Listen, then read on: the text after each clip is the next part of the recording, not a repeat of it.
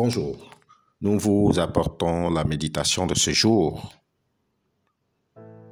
Or, tout ce qui a été écrit d'avance l'a été pour notre instruction, afin que par la patience et par la consolation que donnent les Écritures, nous possédions l'espérance. Parole du Seigneur. Amen. Romains au chapitre 15, le verset 4. Comment apprendre à espérer en Dieu?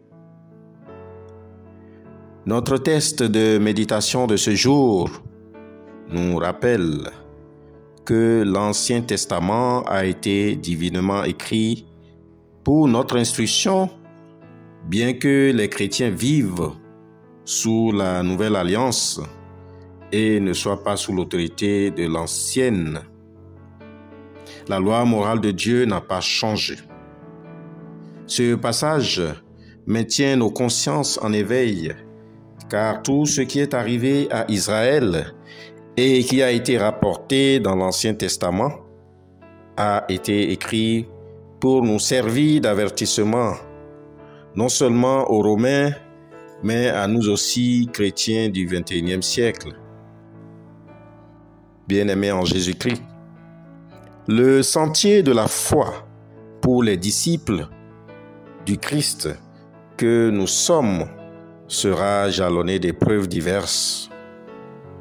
En particulier, le combat contre le mal et l'opposition du monde, ceux qui ne croient pas à l'espérance.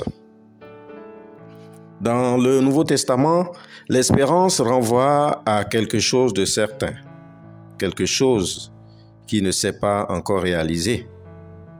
L'espérance de chaque chrétien trouve donc sa source dans les promesses claires de Dieu. Promesses claires et certaines, car Dieu est notre seule raison d'espérer.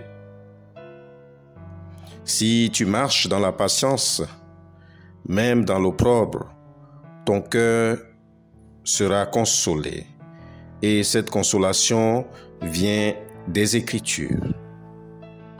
Bien que notre condition nous détourne parfois de Dieu, l'Éternel demeure notre seule espérance et appui. Ma sœur, mon frère en Christ, la parole de Dieu t'encourage aujourd'hui à continuer d'espérer en l'Éternel, car dans toutes les Écritures, aucune prophétie ou promesse de Dieu n'est restée sans réalisation. Il n'y a que la parole de Dieu qui peut nous donner cette espérance. En la méditant chaque jour, nous sommes remplis d'assurance et nous continuons à persévérer dans toutes circonstances, tout en nous fortifiant sur le chemin du salut. Bien-aimé, en qui espères-tu pour la destinée de ta vie? Crois-tu qu'il existe un meilleur espoir que Christ?